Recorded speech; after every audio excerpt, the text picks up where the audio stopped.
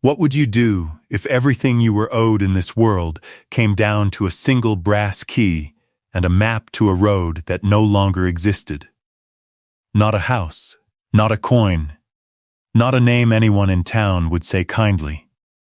Only a heavy old key on a faded blue ribbon, and a square of folded linen with a road drawn on it that ran off the edge of the paper and simply stopped. Junia Merrick was 28 the spring she learned that this was the whole of what her aunt had meant to leave her. She had a plain gray traveling dress gone thin at the elbows, a pair of twice resoled boots, and a worn tan satchel slung across her body that held everything she owned. She was not a woman given to weeping in front of lawyers, and so she did not weep. She only turned the key over in her palm, felt its cool weight settle there, and asked the one question that would carry her 300 miles into the high desert and clean out of the life she had been living. "Where does this door stand?" she said. Nobody in that oak-paneled office could tell her. And that, as it turned out, was the beginning of everything. Settle in, and let the dust of the high country settle down with you. Wherever you are listening tonight, whatever chair or kitchen or long dark road you find yourself on, come and sit with Junia a while. Because this is a story about the things a family throws away in shame, and about the kind of promise that waits, patient as a banked fire, for someone with nothing left to lose to finally come and claim it. There is an old saying out on the stage roads, one Junia would hear before the season was out, and it went like this: "A road only dies the day the last person stops waiting for it." Hold on to that. It comes back around before we are done. Her Aunt Constance had died that past winter, alone, in a narrow rented room above a milliner's shop, with the shades drawn and the stove long cold. Junia had not known her well. The Merricks were not a close family, and there was a reason for that, though Junia did not yet understand it. Her own father had left the desert as a young man, and never once, in all the years she knew him, spoken of where he came from. When she asked, his face would go shut as a slammed drawer. "There is nothing back there worth the telling," he would say, and that was the end of it. He carried the name Merrick like a stone in his boot, and he carried it in silence to his grave, and he left his daughter with a hole where a family's history ought to have been. So Junia grew up knowing almost nothing. She knew her people had come from somewhere out west, from Red Rock country and hard sun. She knew there had been a sister her father never wrote to, an aunt off in the territory named Constance. And that was nearly all of it, until the lawyer's letter came saying that Constance Merrick, her aunt, deceased, had named Junia in her will. It was the first Junia had heard the woman's name spoken aloud in a decade. The lawyer read the whole document in a flat, tired voice. The rented room's few sticks of furniture went to the landlady in place of back rent. A small burial fund covered the plain pine box. And to her niece, Junia Merrick, the deceased left, and here the lawyer paused and frowned as if the sentence embarrassed him. One brass key and one map, together with the wish that Junia should go and see. "Go and see what?" Junia asked. The lawyer spread his hands. "The instructions do not say, miss, there is no property listed. No deed, no bank box, no acreage, nothing a court could weigh or a creditor could seize. Whatever this key opens, it opens somewhere the law stopped keeping track of long ago. In the eyes of the county, you have inherited 2 objects worth, together perhaps a nickel." She might have laughed at that. A younger, softer Junia might have thrown the key in a drawer and gone back to her seamstress work and her narrow, careful life. But she had just buried the last blood that would ever claim her. And the woman in that pine box had wanted Junia, specifically her, to go and see. When you have been passed over your whole life long, being chosen for anything at all, even a fool's errand, lands like a warm hand on the shoulder. So she unfolded the map on the lawyer's desk and bent over it. It had been drawn in a careful old hand, in ink gone the color of weak tea. A line of hills. A river crossing marked with a tiny drawn ford. A gap between two mesas. And a road running from a town called Rincon out across the flats toward that gap, with small square marks strung along it like beads, and at the far end, past the last mark, a single word set down in that same faded ink. Home, Junia knew Rincon. Everyone in the territory knew Rincon, a dusty rail and cattle town 2 days west into the desert. But she had never once heard of any road running out of it toward a gap in the mesas. She found a newer county map at the land office and laid the old linen down beside it. On the new one, there was no road at all west of Rincon. Just blank buff paper, and the printed word unsurveyed, and then the mesas, and then nothing. The road on her aunt's map ran straight through country the mapmakers had marked as empty. A road that no longer existed. Her aunt's words came back to her. Go and see. Junia folded the linen very carefully along its old creases, tied the brass key back onto its ribbon, and spent nearly the last of her money on a train ticket west. Now, if a story like this one has already got its hooks in you, if you are the sort who cannot walk past a locked door without wondering what waits on the other side of it, then do this for me before we go on. Tell me down in the comments where you are listening from tonight, so we can all gather around the same fire a while, and go on and subscribe to the Canyon Inheritance, because we have a long way yet to travel, and a great many closed doors to open, and I would hate for you to miss the moment this one finally swings wide. There, now, back to the road. Rincon met Junia with a hot wind and a main street of false-fronted stores baking under a hard blue sky. She took a narrow room at a boarding house run by a broad, kind-faced widow named Odessa Vane, who looked once at the girl's thin dress and tired eyes, and, without being asked, set an extra biscuit on her plate at supper.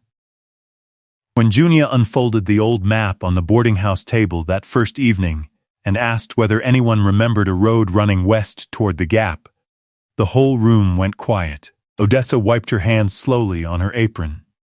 "Where did you get that?" she asked, and her voice had changed. "It came down to me from my aunt," Junia said. "Constance Merrick. She died this winter past."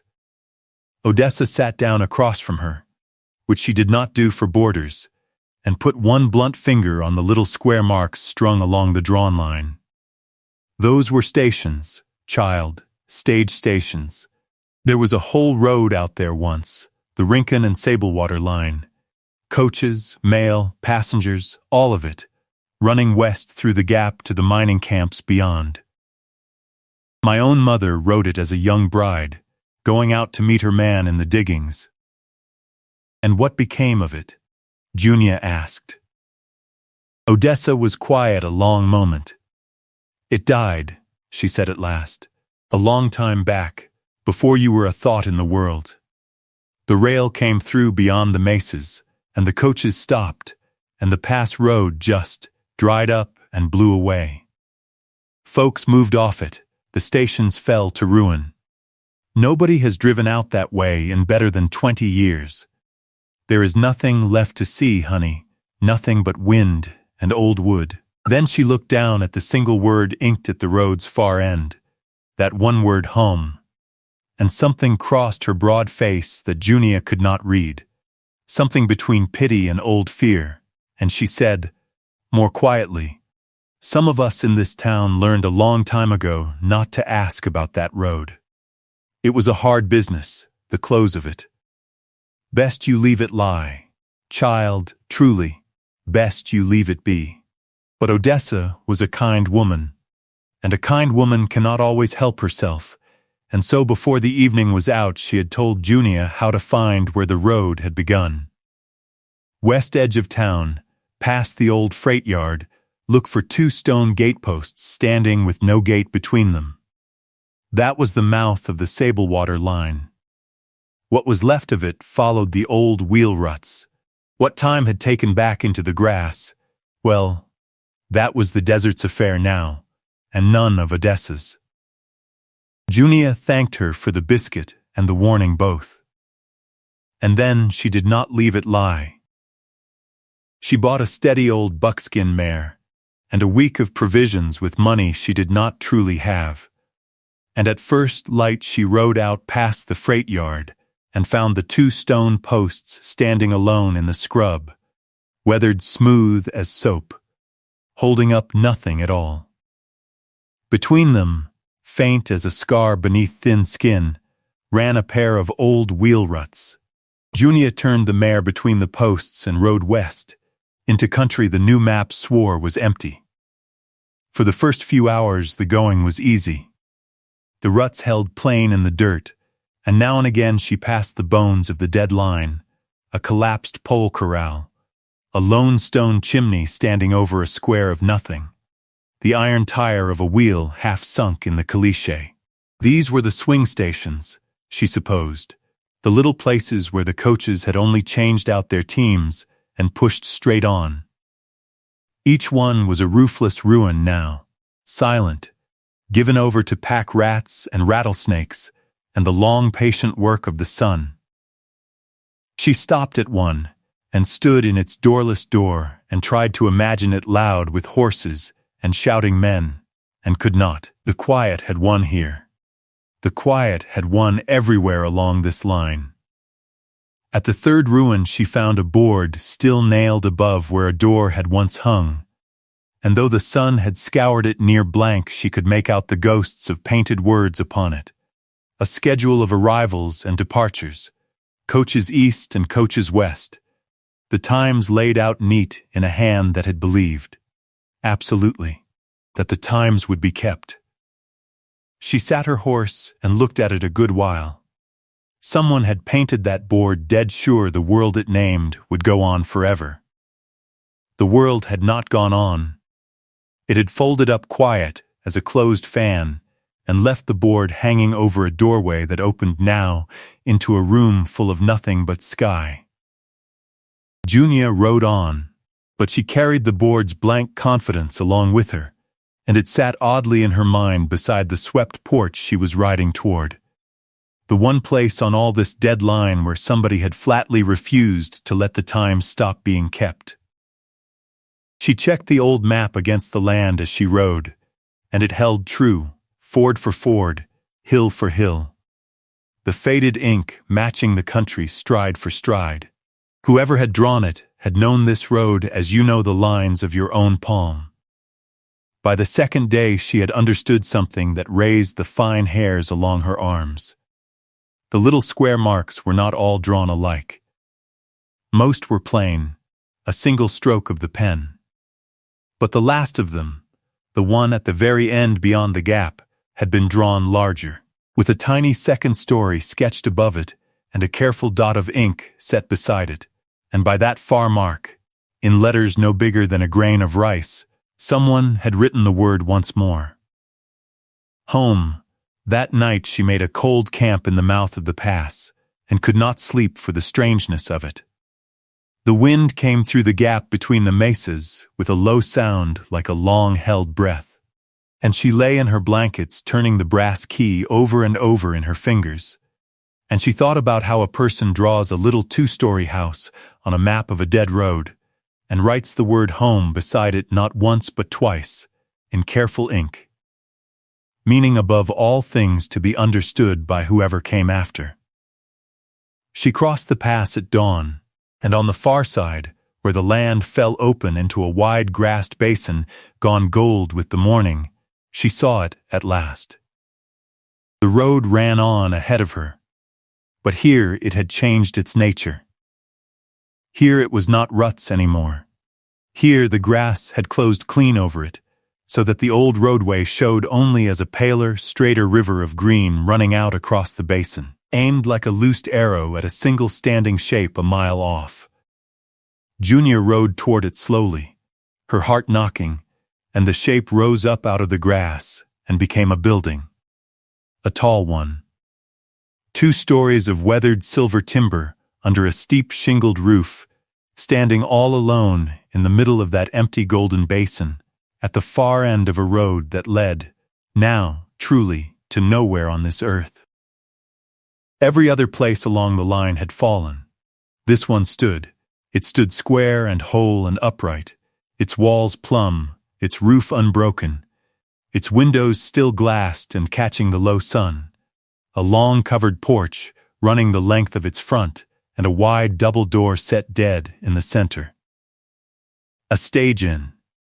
A home station, the kind where the coaches had laid over for the night, where the passengers had eaten a hot supper at a common table and slept in a real bed before pushing on through the gap at dawn.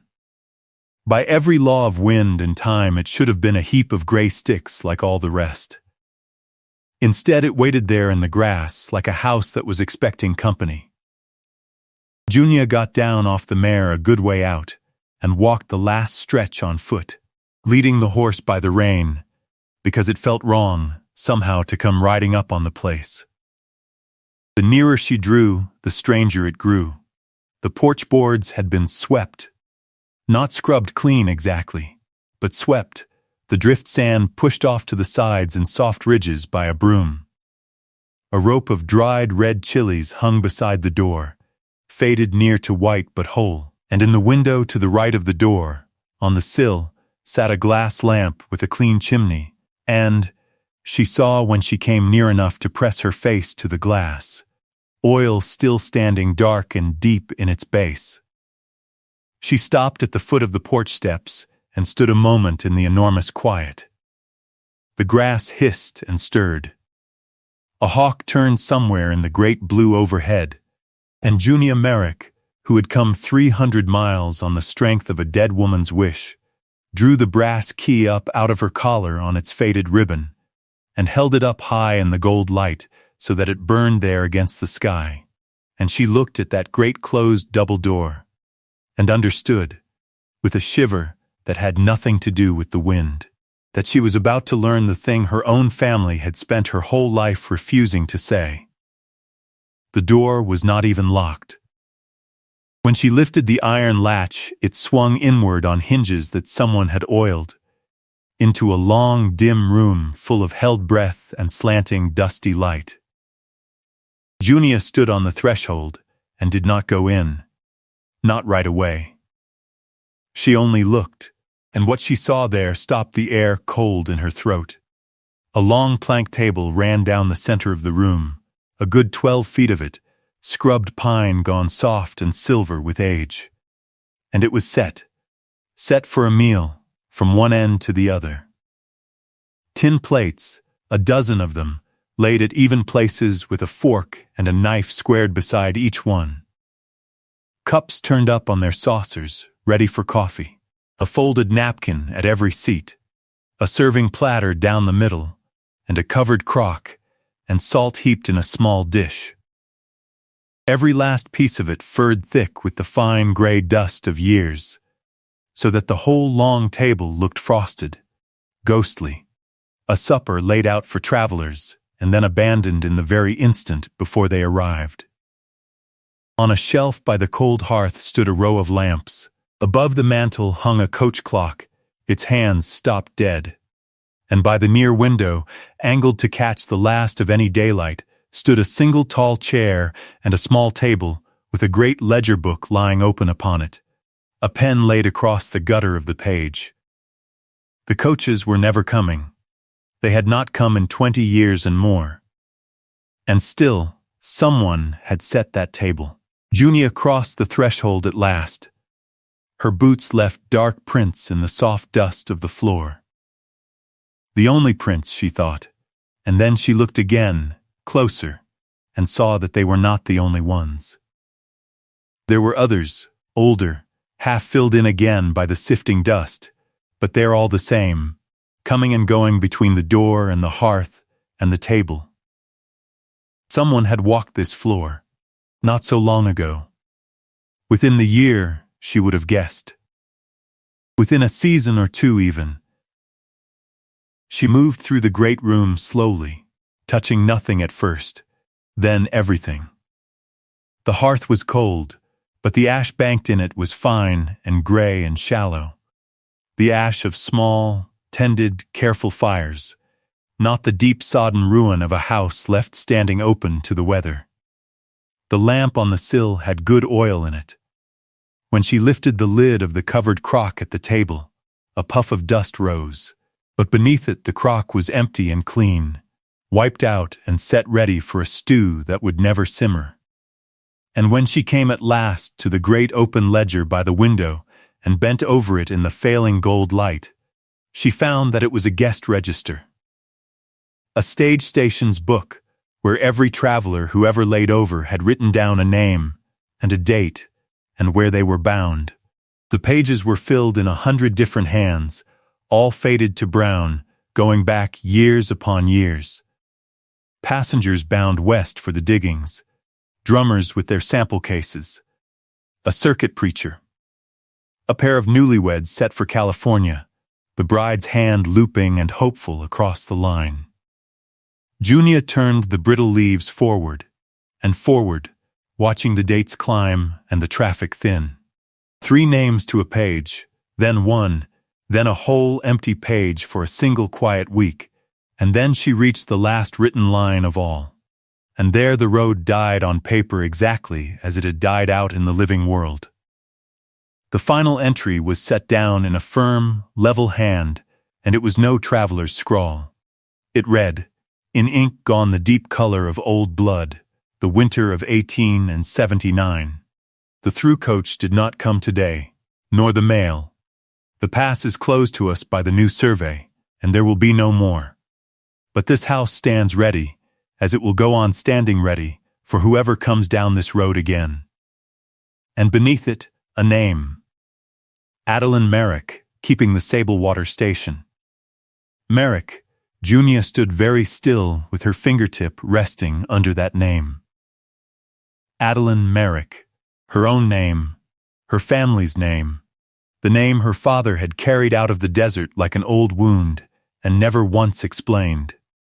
Written here, at the lonely end of a road long dead, by a woman who had gone on setting a supper table for coaches she knew in her heart would never come again.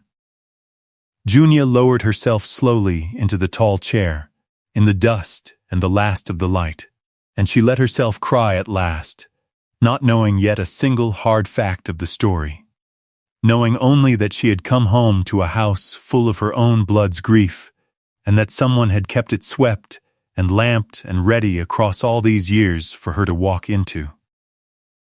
She spent that first night in the station.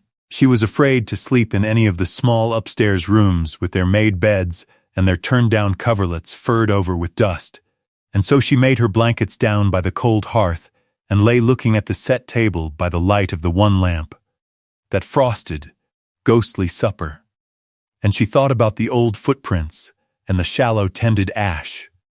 And she knew, with the plain certainty that comes to a person in the dark, that whoever had walked this floor last had walked it as her aunt.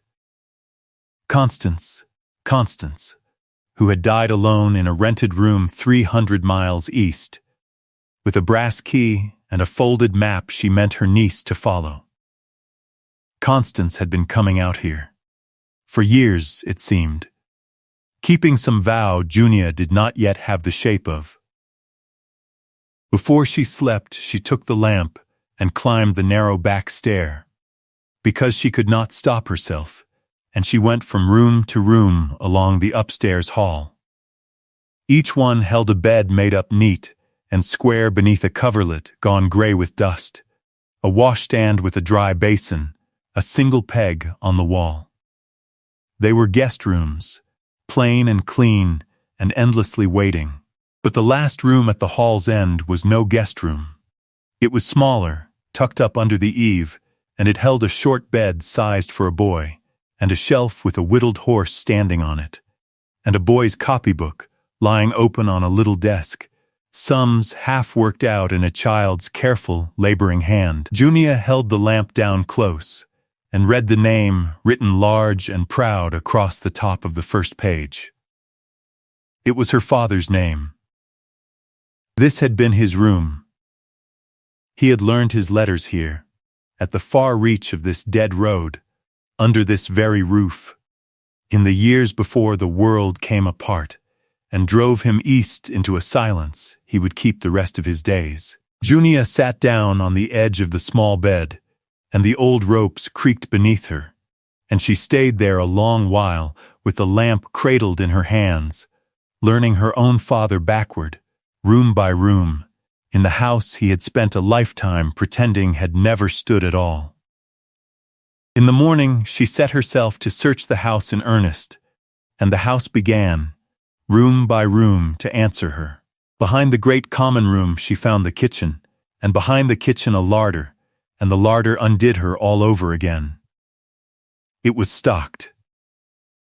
Not with the rot and ruin of an abandoned place, but tended, turned, kept.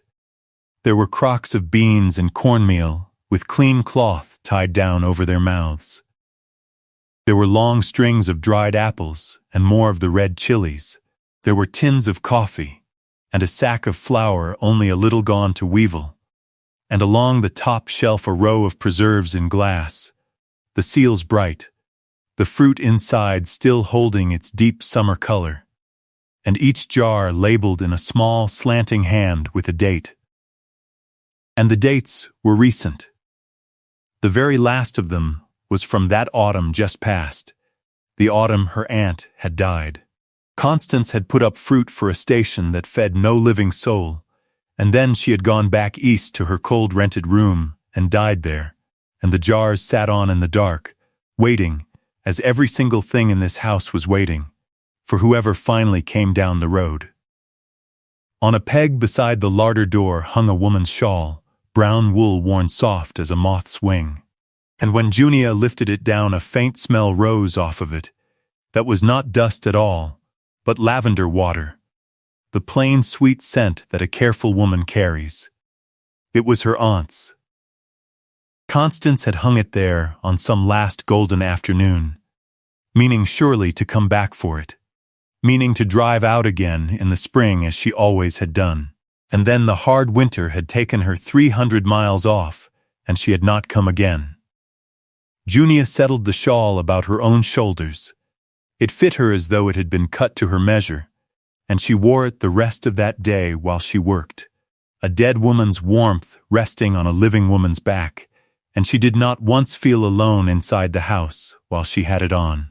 Junia understood it then, standing in that cool larder with a jar of bright apricots in her two hands. She had not inherited a nickel's worth of nothing at all. She had inherited a promise so large and so patient and so stubborn that two women of her own blood had given the greater part of their lives to the keeping of it, one after the other, in secret, across more than 20 years, for a road the whole wide world had long since agreed to forget. And she still did not know why. She knew the what of it now. She did not know the why. Why keep a dead station ready to the last fork and napkin? Why the shame that had slammed her father's face shut whenever the desert was named? What had the Merricks to do with the death of this road, that the name could not be spoken aloud in her own house, and yet stood written firm and unashamed in the final line of the register out here, where the family believed no living eye would ever read it? To learn that, she would have to find someone old enough to remember the road when it lived. And so, 3 days later, dusty and hollow-eyed and full of questions, Junia rode back through the pass to Rincon to find the oldest soul in the territory who had ever driven the Sablewater line. His name was Silas. He was past 90, blind in the one eye, and he sat out in the sun beside the Rincon livery most days with his knotted hands folded on the head of a cane. When Junia sat down on the bench beside him and told him she had been out to the home station past the gap, the old man turned his good eye on her slow, like a heavy door swinging open on a rusted hinge. "Nobody goes out there," he said. His voice was a dry rasp, whined over old boards. "Nobody has gone out there in near my whole life, girl, excepting the one." "The one," Junia said. "The Merrick woman." Then the daughter after her. He studied her face a long while in the hard light, and whatever it was he found written there made his jaw work under the white stubble. "You have got the look of them," he said finally. "You are one of them, aren't you? You are Josiah Merrick's blood." "Josiah," Junia repeated. The name meant nothing to her, and it meant, she could see plainly, everything in the world to him. Silas told her the story then, slow and rambling and stopping often to spit into the dust and to gather himself again, as very old men do when at last they set down a thing they have carried far too long. And it was not the story Junia had braced herself against. It was worse than that, and it was better, and it turned the whole shape of her family clean around, like a key turning in a lock she had never known was there. There was a road, Silas said, the finest stage road in this whole territory, west out of Rincon through the gap to Sablewater, and the camps past it. And the finest station on the whole length of it was that home station out in the basin, where the coaches laid over for the night. It was run, in its best years, by a man named Josiah Merrick, division agent for the line, and by his wife Adeline, who set the best table between here and the coast. Folks would ride 2 days just to eat Adeline Merrick's supper and sleep under her roof. Josiah kept that whole road alive with his own 2 hands and his own good name on it. He hired the drivers. He bought the teams. He fought the company for every dollar of upkeep it owed. Coaches ran on time because Josiah Merrick had given his word that they would. And in this country, a man's word was the only rail there was. And then, Junia said, though something in her already dreaded it. And then the railroad comes surveying, Silas said, and his old voice turned bitter as alkali. There was 2 ways the steel could go, through the gap, following the old road, the natural line God laid down across this country, or the long way around, through the rival camp on the far side, where a man named Isaac Barrett had quiet bought up every acre of ground the line would need, and stood to make himself a fortune the day the rails come his way. And the survey went Barrett's way, bought and paid for, and every soul in the territory knew it, though not one of us could ever prove it in a court Barrett's money didn't own. The rail went around, and the pass road died in a single season. Junia sat very still on the bench. "But that is no shame on the family," she said. "That was a thing done to you. To all of you." Silas nodded slowly, and here his ruined old face went grave as a graveside. "That winter," he said. "The winter of '79. The last through coach tried the gap in a bad storm, because folks still needed to get west, and Josiah Merrick would not quit the road while a single living soul depended on him to run it. The bridge at the ford was rotten. The county had stopped its upkeep the very day the survey turned, months before, and Barrett's men, well, there was talk after. Ugly talk, that the pilings had been cut clean through with a saw. The coach went off into the wash in the black dark and the high water. 2 passengers drowned in it. And when the county went looking for a man to hang the blame on, they did not reach for Isaac Barrett, who owned the judge and half the board besides. They reached for the division agent, for Josiah Merrick, whose road it was. They said he had knowingly run a loaded coach onto a bridge he understood to be bad. They ruined his name in the newspaper, printed it black, and drove it down into the ground, and the family scattered like quail before a dog. And his son, Junia, said, very low, for she knew now whose son that had been. His boy took the name and the shame both, and lit out east, and near as I ever heard, never once come back nor spoke of it, Silas said. That would be your daddy, I reckon, by the look of you. And Josiah himself died not 2 years after, of nothing any doctor could put a name to. A broke heart, we called such a thing in those days. It is as good a name as any. And Adeline, Junia said, his wife, my grandmother. She would not go. And for the first time the old man smiled, a small and fierce and wondering thing. Lord above, but that woman would not go. She stayed on out there in that station. Alone Said the coaches would roll again through the gap when the truth of it finally come out, and she meant to have the house standing ready when they did. Kept the lamp filled. Kept the table laid. Folks in town said she had gone soft in her wits with grief, and maybe she had at that. But every man who ever drove that road and knew what was truly done to Josiah Merrick, we kept our mouths shut, and we let that poor woman keep her supper set. Because it was the only justice left anywhere in the whole sorry business, and not one of us had the heart to take it from her. She kept it near 15 years, all alone. Then the daughter come and took up the same watch, and kept it near as long again. And now, he said, and he fixed his one good eye on Junia, here you sit on my bench, with her face on you.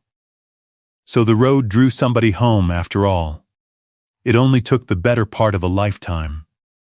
Junia rode back over the pass, with all of it turning in her like a slow, heavy wheel, and she looked at the swept porch, and the set table, and the bright jars of preserves with entirely new eyes now. It had never been madness. Adeline Merrick had kept that house ready as a standing argument, a testimony no court in the territory would ever agree to hear, that her husband had been an honest man wronged by a thief, and that one day the road would be proven right, and the coaches would roll back through the gap and find the Sablewater station ready to feed them, just as it always had been. She had raised herself a monument to a truth that nobody would print, and when she died her daughter had understood every part of it, and taken up the same lonely watch, dusting the plates and filling the lamp and putting up the summer fruit, keeping the silent argument alive, until she too grew old and knew herself to be the very last, and reached out across 300 miles of distance to the one Merrick left in the world, a niece she had never once met, and gave into her keeping a key, and a map, and 3 plain words. Go and see. Now Junia knew the why of it, and knowing the why, she found she could not simply take up the watch as the 2 women before her had done. She was not built for it. Adeline had waited a lifetime for the truth to come out on its own. Constance had waited.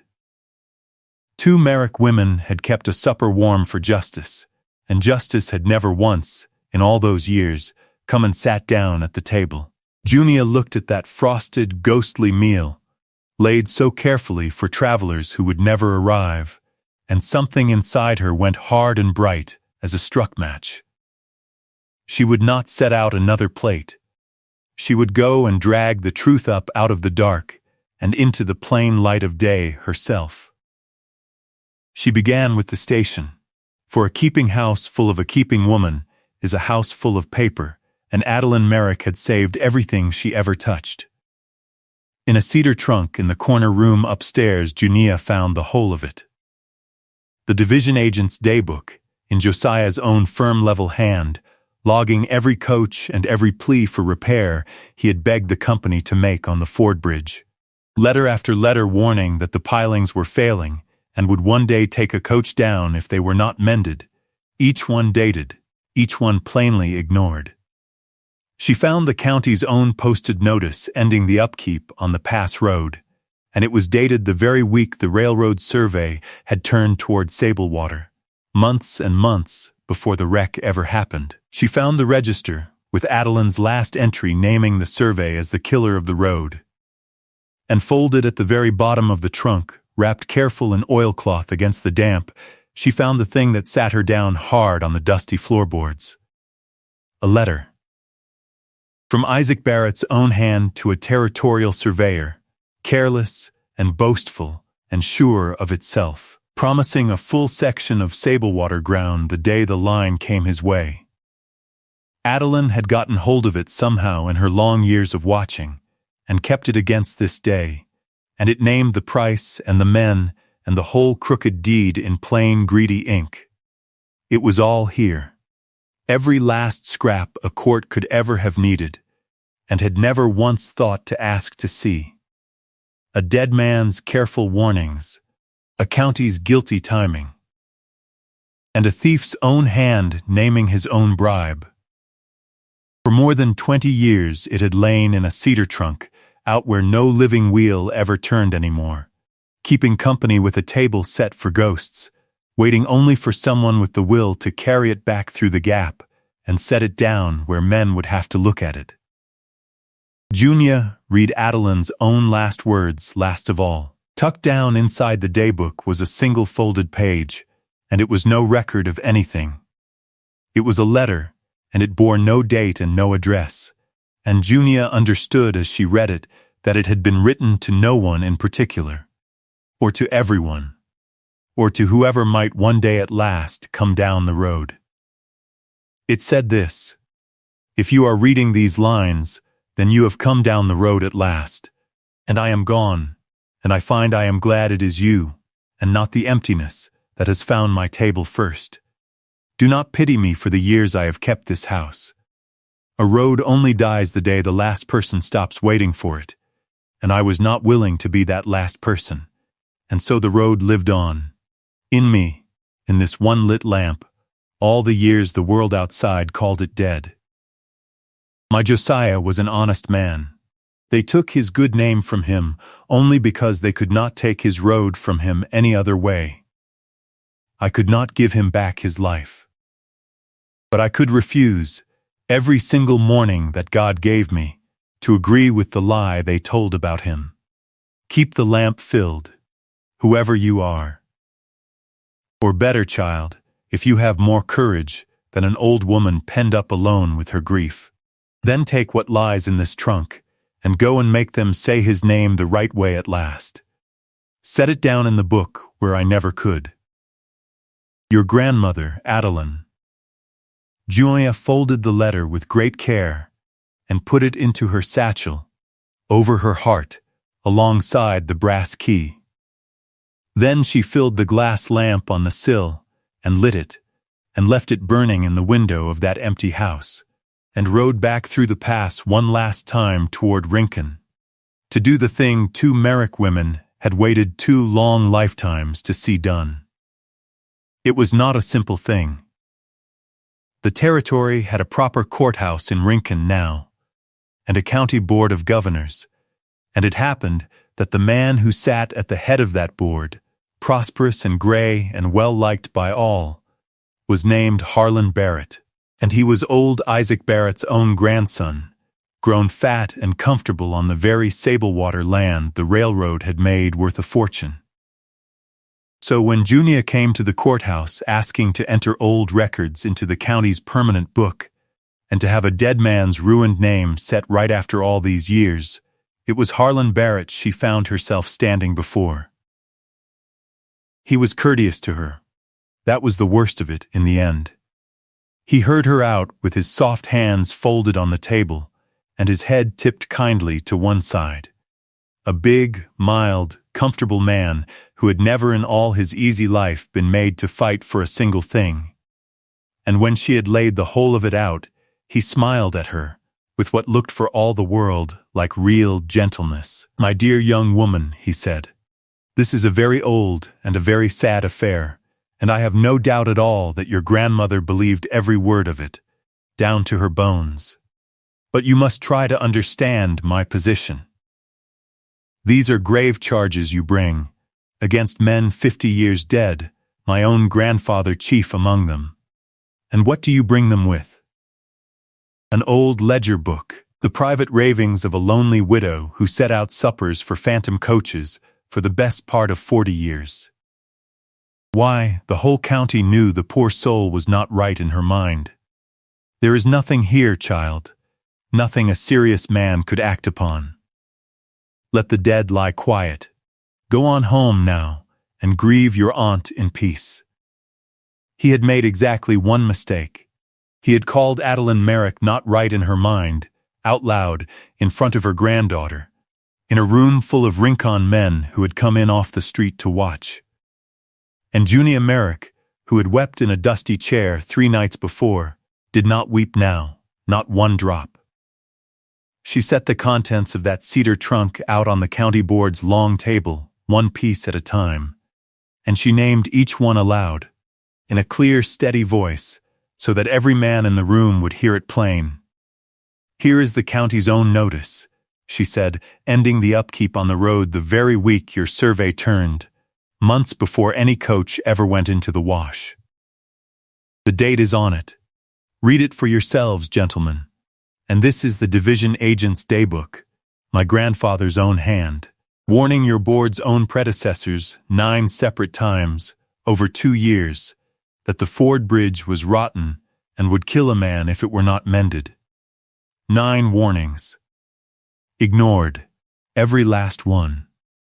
And here is the proof that the coach went down that night, not because an honest agent ran it onto a bad bridge, but because the men who stood to profit from that road's death let the bridge rot on purpose, and then hung the blame around the neck of the one man who had fought hardest of all to keep it safe. The room had gone dead quiet. Harlan Barrett's kindly color had drained away to the shade of cold tallow. And here, last of all, Junia said, and she unfolded the oilcloth slow, is a letter, in Isaac Barrett's own hand, promising a full section of Sablewater land to the surveyor who would only bend the line his way. Shall I read it out to the room, Mr. Barrett? Every word of it? Or would you sooner stand up here and read your grandfather's writing to these good men yourself? He reached one soft hand across the table for the page, and Junia drew it quietly back out of his reach. And then old Silas, whom Junia had brought in with her, rose up out of his chair at the back of the room, up onto his cane, and spoke, and every head in the place turned around to him at once. I drove that line better than 30 years, Silas said, and though his voice was a dry old rasp, it carried into every corner. I knew Josiah Merrick as I know my own hand. There was never a straighter man walked this territory, and there was never a crookeder deal done in it than the one that murdered his road, and then murdered his good name to cover the tracks of it. I have held my tongue on this a full 50 years, because there was nobody left alive to speak up for but a poor widow past all helping. She is past helping still. But her girl here is not past it, and the truth is not past it. And I mean to say it out loud, one time, before I go into the ground myself. Josiah Merrick was hung in the newspapers for a killing that a thief did with a saw and a fistful of bribe money. You put that in your book, put it in tonight, and I will set my own name under it. They put it in the book. It took the rest of that long day and the better part of the next, but the county recorder, a young man with no Barrett money in his pockets, and a keen young nose for which way the wind had turned in that room, entered every last document into the permanent record, and took down old Silas's sworn statement, word for word, and struck a line through the old finding against Josiah Merrick, with a note beside it that new evidence had come forward and cleared the agent's name entire. Nobody was hung for it. Nobody went off to prison. Isaac Barrett had been 50 years in his grave and safe beyond the reach of any court on earth. But Harlan Barrett sat there in his fine gray coat, while the whole of Rincon watched his family's clean-scrubbed story come apart at every seam, and when it was done the name Merrick stood in the county's book at last exactly as Adeline had sworn to the empty air it always should. The name of an honest man wronged.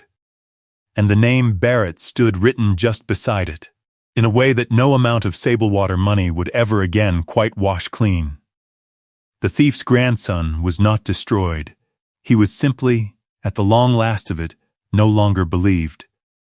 And in that country, in the end, that was the whole of what justice was. That was everything. Old Silas signed his name beneath his statement in a slow and shaking hand, bearing down hard. As a man bears down who has waited his whole life to be let to sign a thing. When it was done, he laid the pen aside and looked at it a moment. There, he said, to nobody in particular, to the room, to the 50 years. There, now I can go.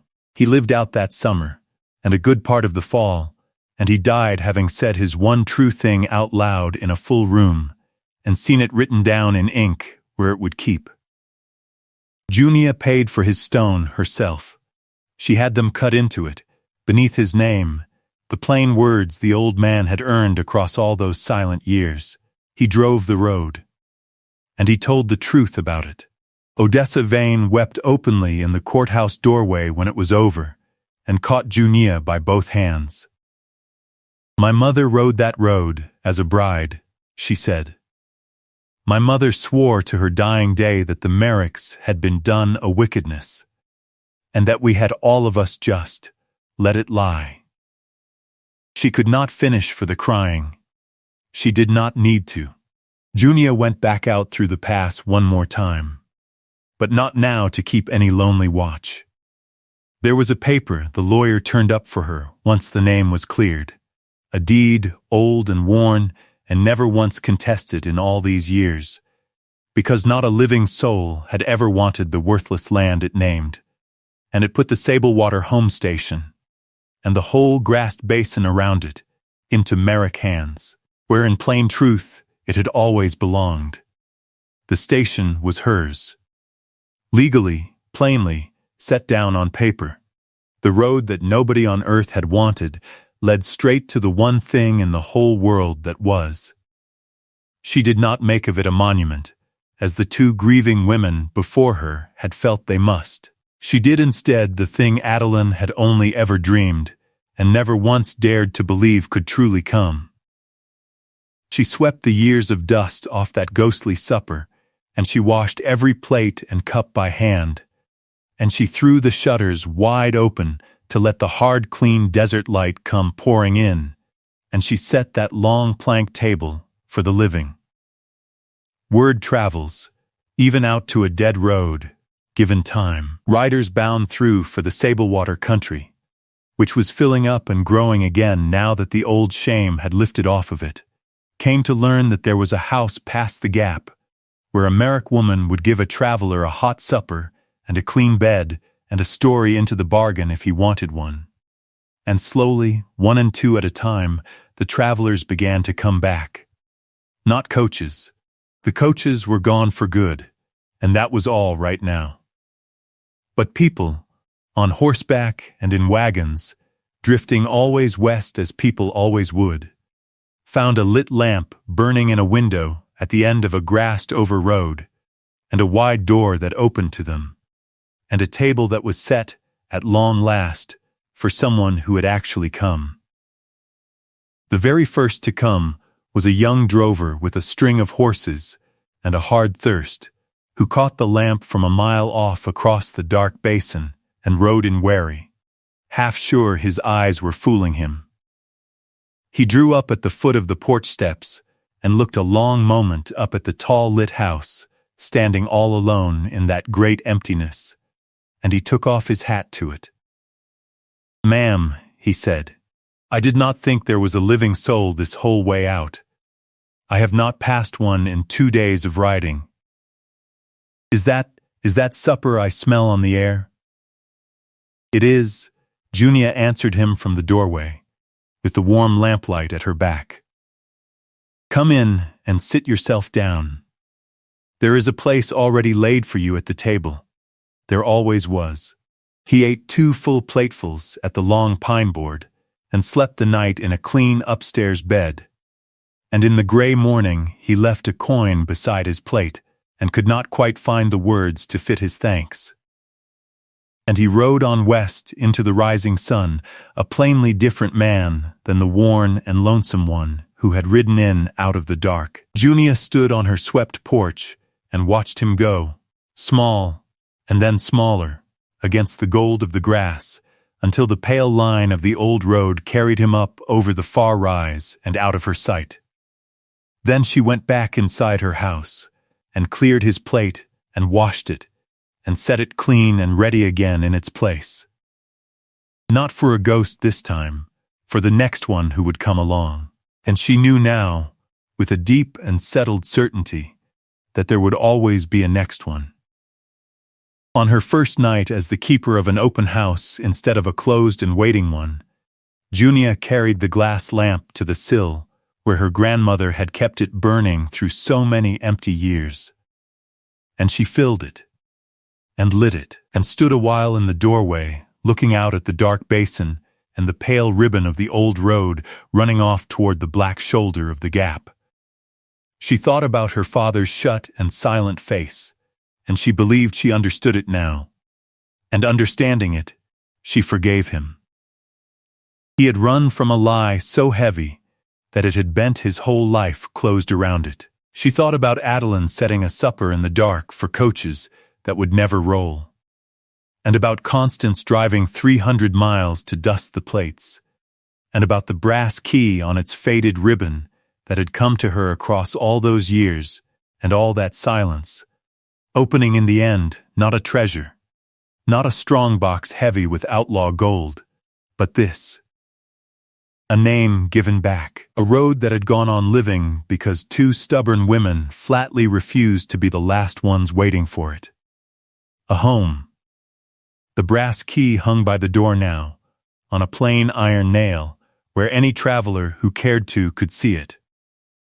Junia had no more need to wear it against her heart. She was not looking any longer for the door it opened. She was standing, at last, fully inside of it.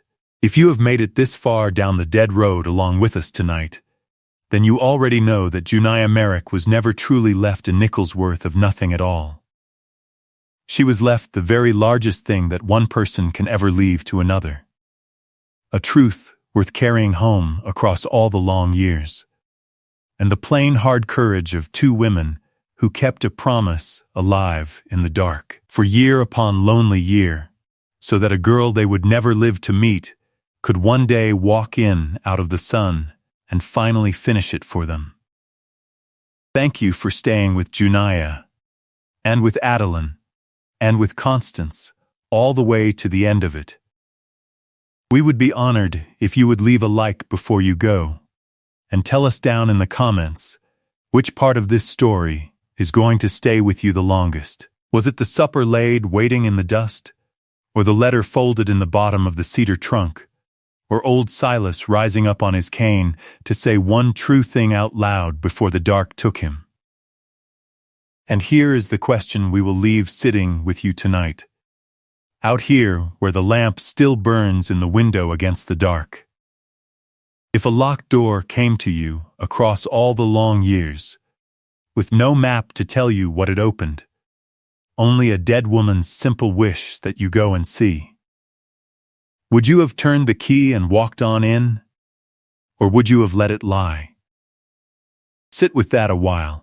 And be sure to subscribe for more tales from the forgotten frontier, the relics it left standing out in the empty country, and the quiet, stubborn people who at long last come and claim them. We will keep the lamp lit for you. And we will see you, friend, on down the road.